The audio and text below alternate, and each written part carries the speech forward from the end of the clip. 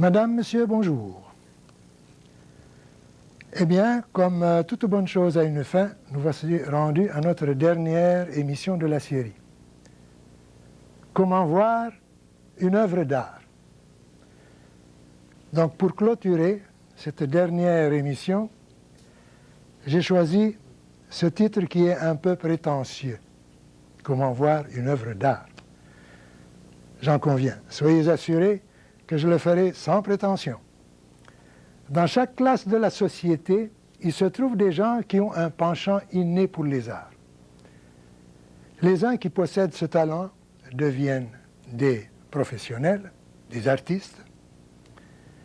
Les autres, qui n'ont que des dons d'amateurs, ils deviennent des connaisseurs. Les uns et les autres, comme l'on sait,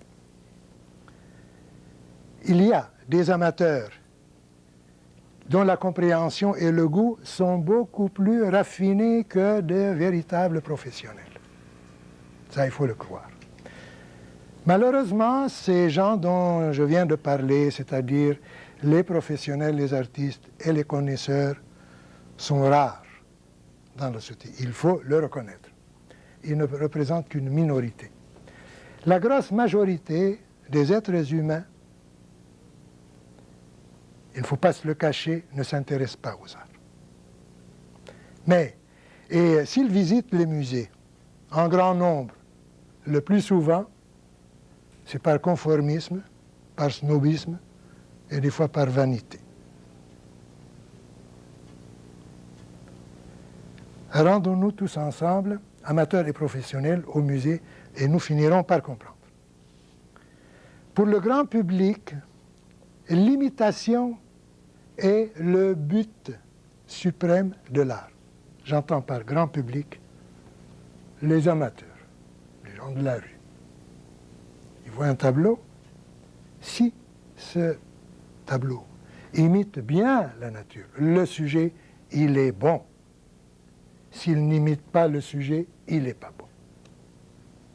Mais si on dit qu'il est bon, on voit un Picasso, oh c'est beau. Alors je reviens à dire que c'est par snobisme qu'ils le font. Et on a remarqué souvent, quand on visite des expositions, que ce sont les gens qui sont le moins cultivés, les moins connaisseurs, qui s'extasient le plus, qui poussent des « Ah, regardez-moi ça, si c'est beau !» alors que le vrai connaisseur, il admire en silence.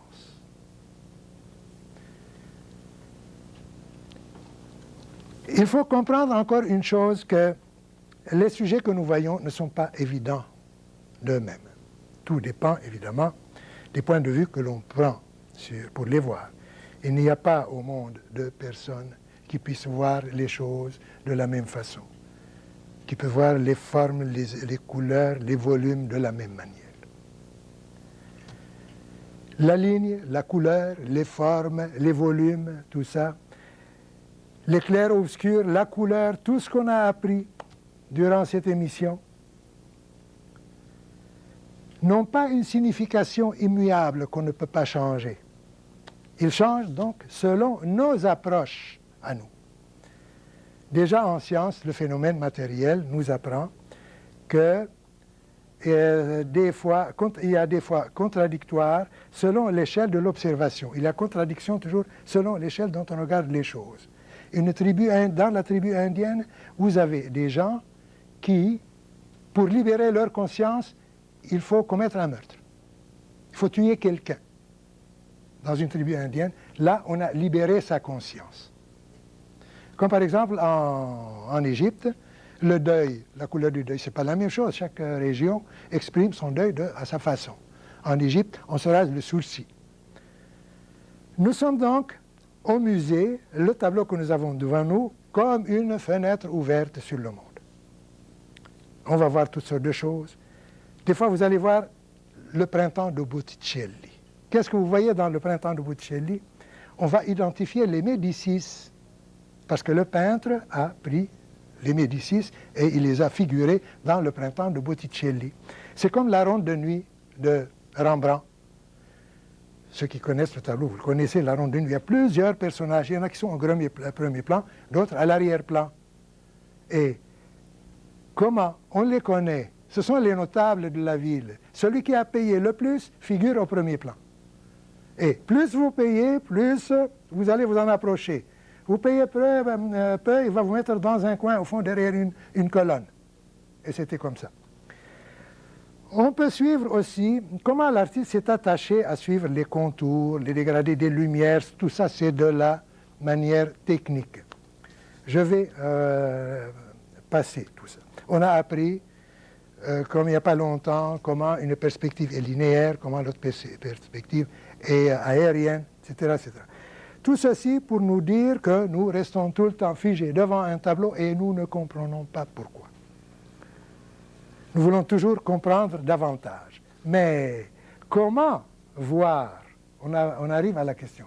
Comment voir et comprendre un tableau? Il faut deux choses. Une lumière pour éclairer le tableau et deux yeux pour le voir. Voilà ce qu'il faut. Vous allez me dire, mais c'est une vérité de la palisse. Ben, c'est à dessein que j'ai choisi cette figure. C'est pour vous dire que quand vous allez voir un musée ou une exposition, vous laissez votre savoir, vous mettez ça au placard, chez vous, le savoir, et quand vous arrivez à la porte du musée, vous laissez votre intelligence à la porte et vous entrez, tout nu. Vous voulez voir quelque chose qui est devant vous. Vous ne comprenez pas ce que c'est, vous allez essayer de comprendre. Et on va comprendre. Pour juger un tableau et le comprendre, il faut arriver à des conclusions esthétiques. C'est à partir de la sensation seulement que l'on peut atteindre à cette jouissance esthétique et non pas suivre une démarche purement intellectuelle comme nous font les critiques d'art, qui ne résoudra jamais un problème. Il existe aussi chez l'artiste qui expose et chez celui qui visite une zone secrète à laquelle personne ne peut intervenir. C'est la ferveur du peintre qui peut parvenir à toucher par des moyens très simples. Du côté scientifique, l'œil est un organe tyrannique, extrêmement complexe, ultra-sensible. Il faut toujours savoir, le peintre doit toujours tenir compte de cette force mobile, extrêmement mobile, qui est l'œil. Je l'ai expliqué dans une de mes émissions, comment l'œil ne se déplace pas linéairement, mais par bond, d'un bout à l'autre. Et le peintre doit contenir le bond de cet œil dans le tableau, et il le concentre. Allez voir les tableaux de Rembrandt. Je pourrais vous montrer des tableaux, mais malheureusement, le temps ne me manque pas. J'ai beaucoup de choses à dire. Tout est minuté, c'est pour cela que j'ai écrit mon texte. D'habitude, moi, quand je suis lié à un texte, là, je suis enchaîné. Mais je veux finir clairement et lucidement. C'est pour cela. Alors, si, en regardant un tableau, nous avons pris l'habitude de confondre l'étonnement de l'art avec la surprise de l'affiche. Le titre est « Comment voit-on un tableau ?» Comment voir une œuvre d'art. Vous regardez une affiche rue Sainte-Catherine. C'est plein hiver, c'est moins 20 sous zéro, et l'affiche vous frappe. Alors, vous avez la surprise. Vous regardez votre affiche, elle a fait son effet. Mais sitôt après, ça s'oublie très vite. Tandis que l'étonnement que vous avez en voyant un tableau, au départ, il ne va pas vous donner la surprise de l'affiche, mais il va commencer par vous intéresser si peu. Et ça va en grandissant, en grandissant, en grandissant, contrairement à l'affiche. Donc, le vrai connaisseur est celui qui entre dans un musée. Si un tableau, si le connaisseur ne lui plaît pas, il va tout de même donner sa chance à ce tableau et le regarder une deuxième fois et une troisième fois, et à chaque fois, il va voir que le tableau commence à lui dire quelque chose. Ça, c'est la force des grands génies, des grands créateurs, qui savent comment capter l'attention et la sensation du spectateur. Bon, il y a une zone secrète qui n'est pas assujettie à des lois, comme j'ai tout le temps expliqué. Ne regardons pas le tableau d'un côté philosophique, ni d'un côté scientifique, ni d'un côté tout ce que vous voulez. Vous allez consulter pour le voir les manuels qui écrivent sur la philosophie, sur la science, sur la psychanalyse, la psychologie, tout ça. Le tableau, ne lui demandez pas ça, ça lui fait horreur. Tout ce qui est mathématique, tout ce qui est calculé, tout ce qui est scientifique, ne lui demandez pas. Allez là-bas, vous allez dialoguer avec le tableau, avec un sentiment, une sensation. Les écrits qu'on a lus sur Sainte-Beuve, sur les jansénistes du Port-Royal, ils nous ont appris beaucoup plus que sur les tableaux de Philippe de Champagne qui a fait des portraits sur ces jansénistes. On ne les comprend pas en voyant le tableau, mais on va comprendre leur philosophie en lisant Sainte-Beuve. Donc le tableau, ne lui cherchez pas des choses scientifiques. Allez là-bas pour aimer sans savoir pourquoi vous aimez. Dès que vous savez pourquoi vous aimez, le tableau n'a plus sa valeur. Et les tableaux que vous avez dans les musées, ce sont des tableaux que vous ne pourrez jamais plus laisser. Ils vous captent. Ils vous retiennent pour toujours. Pour cela, on va toujours visiter la Joconde. Mais j'ai quelque chose.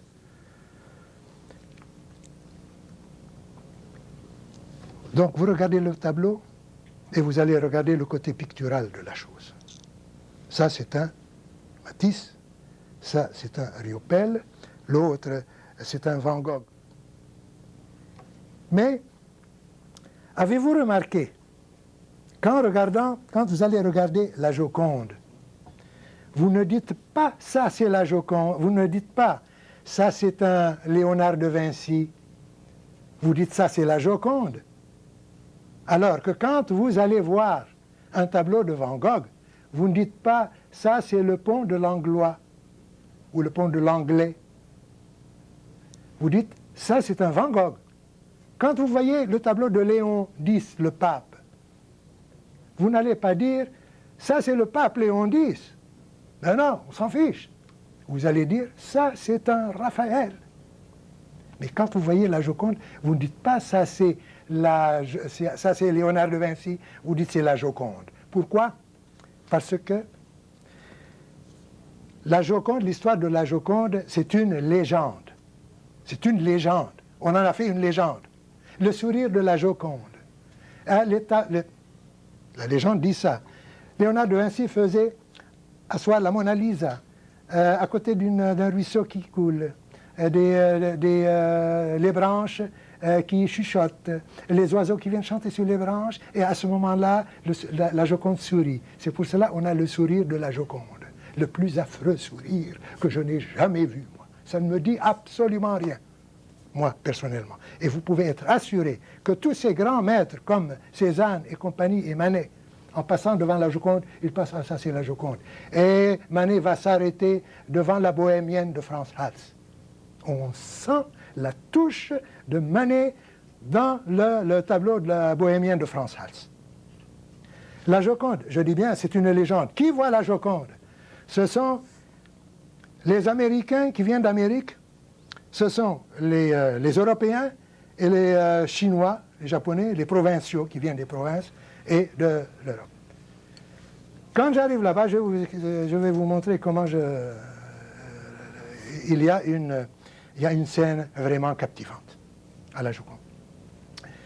La Joconde est là tout de suite, elle est dans une cage en verre, elle a été volée plusieurs fois, fracassée à coups de pierre. Et voilà que vous voyez un attroupement devant la Joconde. Qu'est-ce que c'est? Tout de suite. Vous dites, mais c'est la Joconde. Il y a toujours du monde.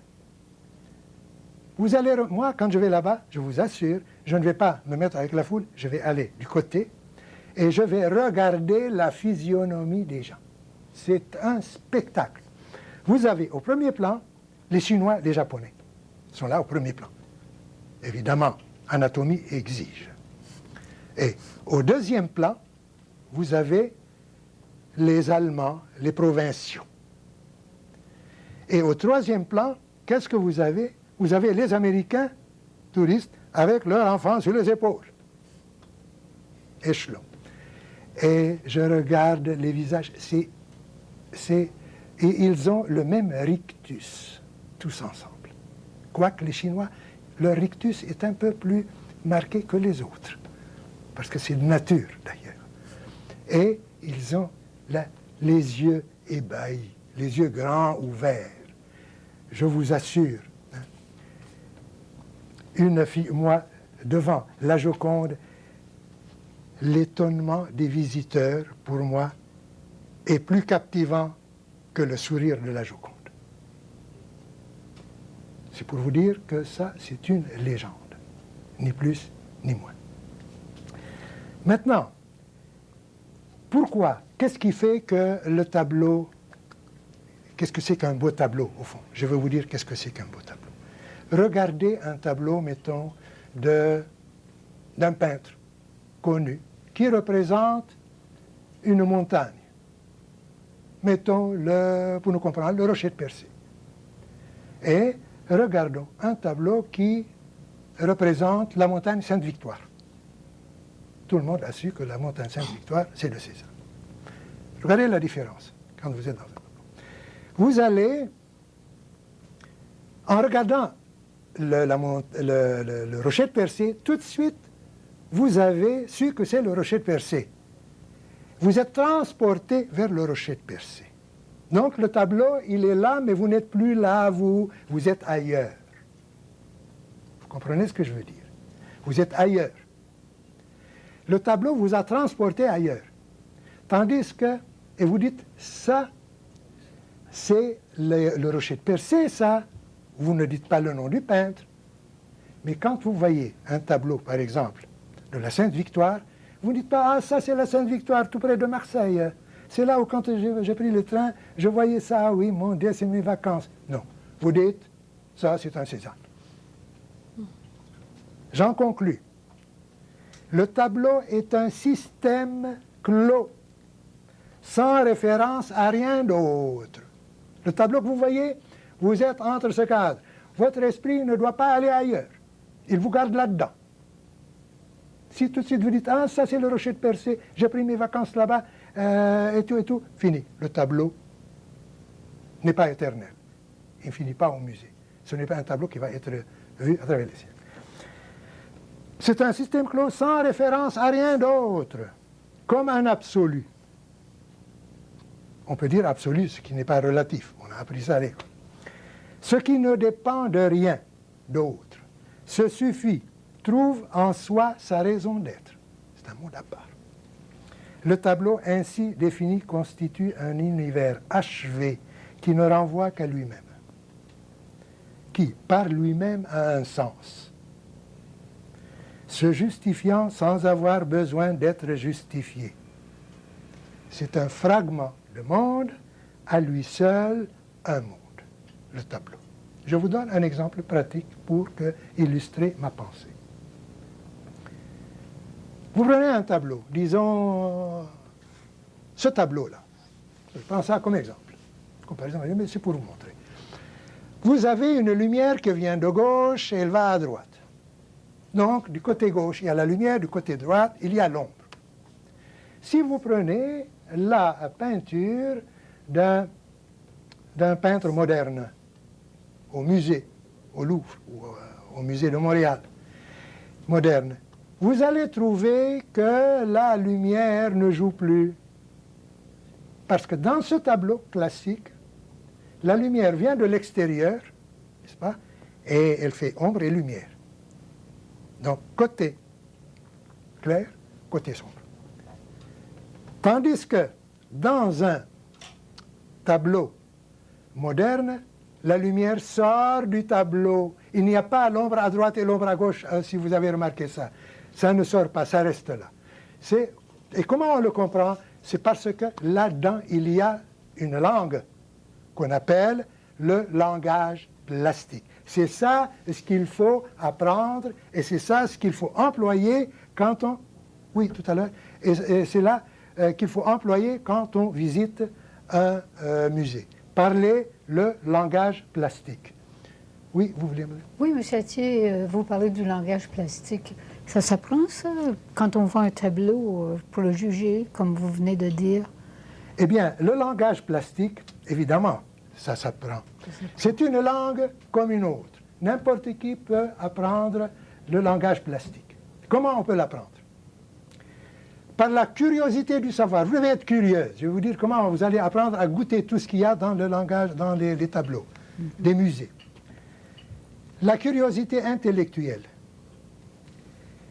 qui va vous emmener à visiter les musées, qui va vous emmener dans les galeries, les expositions, et surtout en vous documentant, en consultant les livres sur l'art. Là, il y en a beaucoup. Ça, nous vivons la civilisation visuelle. Voyez-vous, ils font toujours des ouvrages illustrés. Deuxièmement, par les comparaisons entre les œuvres d'art. Il faut comparer les œuvres d'art entre elles, c'est-à-dire les écoles et puis les travaux des peintres et les musées. Et comme ça, en faisant ces comparaisons entre les œuvres d'art, vous allez commencer à les comprendre, en les comparant.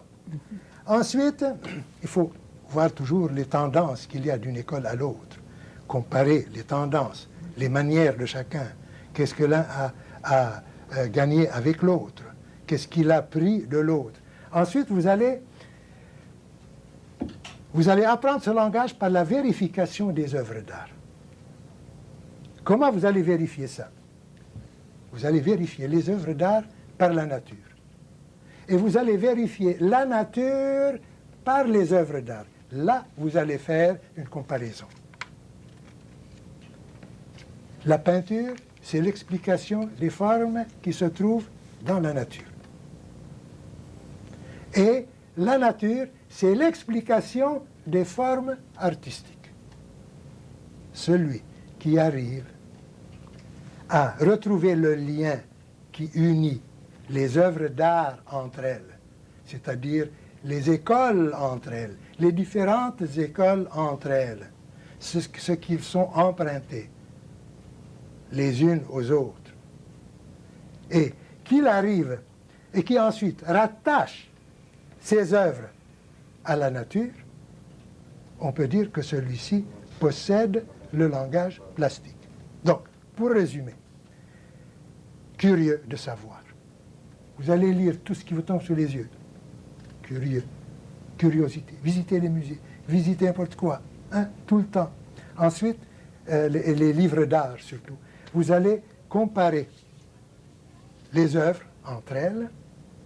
Et ensuite, vous allez vérifier les tableaux entre eux. Et ensuite, les vérifier par rapport à la nature. Si vous pouvez trouver le lien qui se trouve entre le tableau, mettons, ce tableau que vous avez ici, vous allez par exemple le comparer dans le siècle où il était, et vous allez le comparer à d'autres qui ont fait dans le même genre. Et la différence qu'il y a entre ces œuvres et d'autres qui sont du même siècle, de la même école, et vous trouvez la différence entre eux, et ensuite la différence qu'il y a entre eux et la nature, là, vous commencez à comprendre le langage plastique. Alors, une fois, je me trouvais je vais terminer sur cette histoire, j'étais dans un musée en France, et il y avait une vieille dame de 80 ans qui était assise là sur le banc et regardait un tableau de Cézanne, Madame Cézanne, un tableau que j'adore. Je me suis assis à côté, et puis je la voyais, elle regardait le tableau, elle était édentée, et elle faisait ça, et je la regardais autant que le tableau. 1 heure. Après 1 heure, c'est fini, on ferme. Et cette vieille dame, elle s'est levée. Elle avait toutes sortes de choses. Elle a pris son sac, et puis elle avait une boîte, et toutes sortes de bébelles. Elle a pris ça, et elle s'est levée. Elle m'a regardé comme ça. Elle a souri, elle m'a dit, « Je reviendrai demain. » Et elle est partie. J'ai dit, tiens, celle-là elle parle le langage plastique. Une vieille dame. Donc, voyez-vous, là, dans les musées, il ne faut pas parler, il ne faut pas discuter des tableaux de l'art. On est là, on ressent. Ne venez pas dire à ce peintre qui expose, dites-moi, monsieur, qu'est-ce que c'est un tableau abstrait? Qu'est-ce que ça représente, ce tableau? Il va vous dire, oui, madame, et une fugue de Jean-Sébastien Bach. Qu'est-ce que ça représente? Hein? Alors la dame comprendra, ou le monsieur comprendront qu'il n'y a rien à comprendre. Est-ce que vous pouvez expliquer une fugue de Jean-Sébastien? Qu'est-ce que ça représente? Non. Et pourquoi voulez-vous qu'un tableau abstrait représente quelque chose? Eh bien, c'est la même chose. Alors, mesdames, messieurs, je crois que je touche à la fin de mon émission et de mon programme. Je voudrais vous remercier de l'hospitalité que vous m'avez accordée dans l'intimité de votre foyer durant ce programme, tout au long de ce programme, et je vous dis au revoir. Et on ne sait jamais à quand. De toute façon, en attendant, gardez votre bon cœur et soyez généreux. Au revoir.